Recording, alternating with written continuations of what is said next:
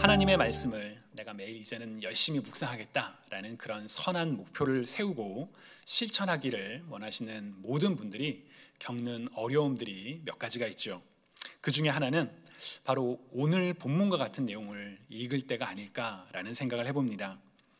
영어로 쓰여진 것도 아니고 우리 한국어를 읽었는데도 이게 도대체 무슨 내용인지 잘 다가오지 않는 그런 어려움, 여러분 혹시 성경 읽기 하다가 겪어보신 적 있지 않으신가요? 오늘 본문처럼 읽어도 무슨 내용인지 이게 도대체 무슨 말이지 잘 이해가 안 갈 때 여러분들 어떻게 하시나요? 가장 단순하면서도 쉬운 방법은 그냥 무조건 읽는 것입니다. 언젠가는 알게 되겠지라고 생각을 하며 그냥 읽는 것, 사실 나쁘다라고는 할 수가 없습니다. 우리가 음식을 먹을 때 어떤 음식은 맛을 잘 못 느끼겠거나 심지어 맛없는 것처럼 느껴지는 음식도 있잖아요. 그럼에도 그 음식을 다양한 음식들을 골고루 먹는 것이 우리 몸에 좋다라는 것을 알고 우리가 먹는 것처럼 성경 말씀도 이게 도대체 무슨 말씀인지 잘 모르겠는데 라는 그런 생각이 든다 할지라도 꾸준히 읽는 것, 사실 성경을 읽는 중요한 방법 중에 하나입니다. 특히나 이제 신앙을 갖게 되신 지 얼마 안 된 분들이라면 아직은 모르는 내용들이 더 많은 것이 너무나도 당연하기 때문에 우선은 건강한 습관, 곧 말씀을 꾸준히 읽는 습관, 다시 말하면 영혼의 양식을 포기하지 않고 내가 매일 영혼의 양식을 먹겠어 라는 그런 습관은 참 중요하고 또 바람직합니다. 다만 사람이 성장하게 되면서 우리는 더 이상 이유식을, 어린아이들이 먹는 음식을 먹지 않지요. 그와 마찬가지로 우리의 신앙에 있어서도 그냥 무조건 읽겠어 라는 그 방법을 고수할 수는 없습니다. 나이에 맞는 음식이 필요한 것처럼 우리가 영적으로 성숙해 갈수록 그에 맞는 음식이 필요하고 또 그렇게 말씀을 깨닫는 노력의 과정이 필요합니다. 특히나 말씀을 묵상한다라는 것은 말씀을 되뇌이면서 그 의미를 계속 생각하는 것을 뜻하죠. 그렇기에 우리는 본문의 의미를 알고자 도대체 이 본문의 내용이 무엇일까? 이런 내용이구나. 그렇게 본문의 의미를 깨닫는 과정이 필요합니다. 자, 그렇다면 어떻게 우리가 그런 일들을 행할 수 있을까요? 가장 근본적인 방법은 성령님의 인도하심과 지혜를 구하는 것입니다. 말씀을 읽을 때마다 하나님 내 눈을 열어 하나님의 말씀의 이 뜻을 알게 하여 주옵소서라고 성령님께 의지하며 말씀을 읽는 게 가장 기본적인 방법이라 할 수 있겠죠. 그리고 우리는 몇 가지 실천적인 방법들을 해볼 수가 있습니다. 가장 기본적인 실천적인 방법은 반복해서 읽는 것.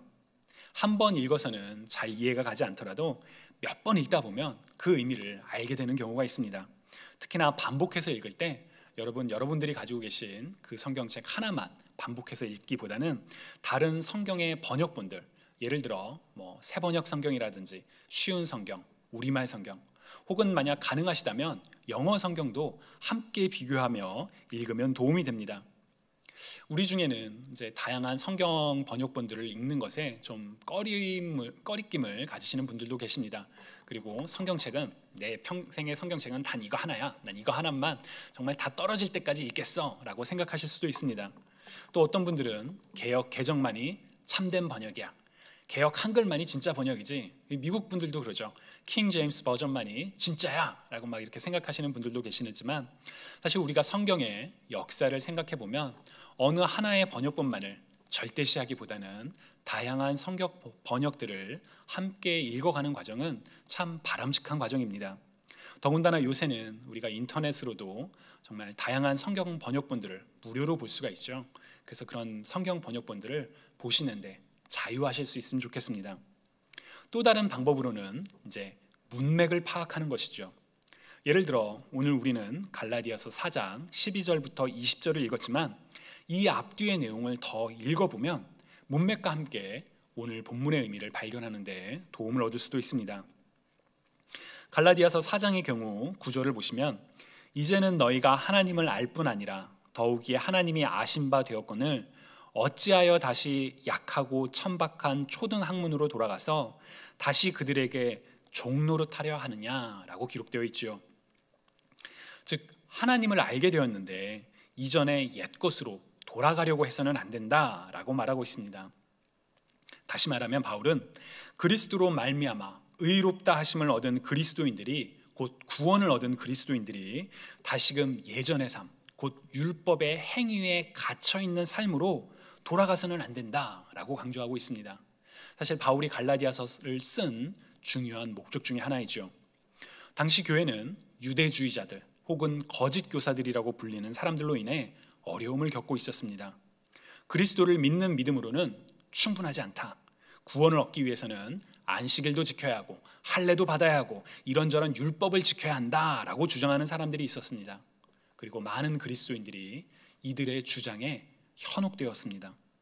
그래서 바울은 구원은 행위가 아니라 오직 그리스도의 십자가로 말미암은 하나님의 은혜로 믿는 자들에게 주어진 선물입니다 라고 강조하며, 구원을 얻기 위해 필요한 것은 옛 율법을 지키는 것이 아니라 그리스도를 믿어야 합니다 라는 내용을 여러 편지를 통해 강조하곤 했습니다. 이와 같은 내용을, 즉 맥락을 알고 보면 말씀을 이해하는 데 참 도움이 됩니다. 그런데 오늘 본문은 사실 그래도 좀 어렵습니다. 예를 들어 12절만 하더라도 형제들아 내가 너희와 같이 되었은즉 너희도 나와 같이 되기를 구하노라 너희가 내게 해롭지 아니하였느니라 라고 기록되어 있지요. 근데 이 의미가 잘 다가오지 않습니다. 고린도전서 11장 1절처럼 내가 그리스도를 본받는 자가 된 것 같이 너희는 나를 본받는 자가 되라 라고 말한다면, 바울이 그리스도를 닮은 것처럼 우리도 바울을 따라 그리스도를 닮는 자가 되어야 되겠구나 라고 생각할 수 있죠. 그러나 오늘 본문에서 바울은 자신이 그리스도를 닮은 것처럼 여러분들도 나와 같이 되기를 바랍니다 라고 하지 않고, 내가 여러분과 같이 되었으니 여러분도 나와 같이 되기를 바랍니다 라고 말을 합니다. 이게 도대체 무슨 뜻일까? 이 어떤 관계를 얘기하는 걸까? 라는 궁금증이 생기죠. 이런 경우에는 도움이 필요합니다. 요새 같은 경우에는 이제 인터넷으로도 우리 검색 많이 하시죠. 그러나 인터넷 검색은 잘못된 해석이 많이 있습니다. 마치 유튜브나 카톡에 가짜 뉴스가 넘쳐나는 것처럼 성경을 자의적으로 해석하는 내용이 참 많습니다.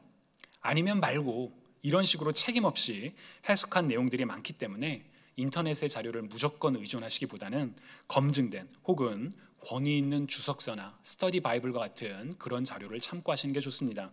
만약에 그와 같은 도움을 받는 것이 어렵다면 주변의 목회자들에게 물어보시기 바랍니다. 혹 질문하는 것이 어렵게 느껴지실 수도 있습니다. 바쁘실 텐데 내가 이런 것을 물어봐도 되나? 라는 그런 생각이 드실 수도 있고요. 아니면 내가 묻는 이 질문이 나의 수준을 드러내는 것 같아서, 그래서 내가 좀 부끄러워지는 것 같아서 질문을 하는 게 좀 망설여질 때가 있죠. 사실 저 같은 경우는 후자가 더 많았습니다. 궁금한 게 있어도 막 물어보면 쟤는 저것뿐이 모르나? 그런 생각을 나한테 하면 어떡하나? 라고 해서 이렇게 물어보질 못했는데, 나중에 알고 보니 제가 모르는 내용은 다른 사람들도 모르는 경우가 많더라고요.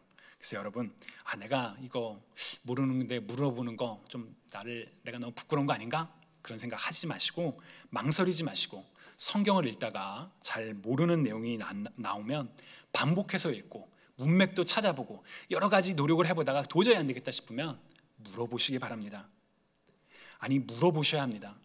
영적으로 성숙하기를 원한다면, 성경을 통해 하나님을 더욱 알기를 정말 간절히 원하신다면, 모르는 내용을 언젠간 알게 되겠지 라고 그냥 덮지 마시고, 이 말씀의 의미를 내가 꼭 알고 싶습니다 라는 바람을 가지고 찾아보시기 바랍니다. 여러분의 질문은 여러분들 뿐만 아니라 질문을 받으신 분들께도 도움이 될 수 있습니다. 개인적으로도 저도 여러 가지 성경 질문에 답하면서 정말 많이 배웠습니다. 말씀을 사모하시는 여러분, 말씀을 알기 위한 간절한 소망과 노력 속에 말씀을 깨닫는 기쁨을 누리실 수 있기를 주님의 이름으로 축복합니다.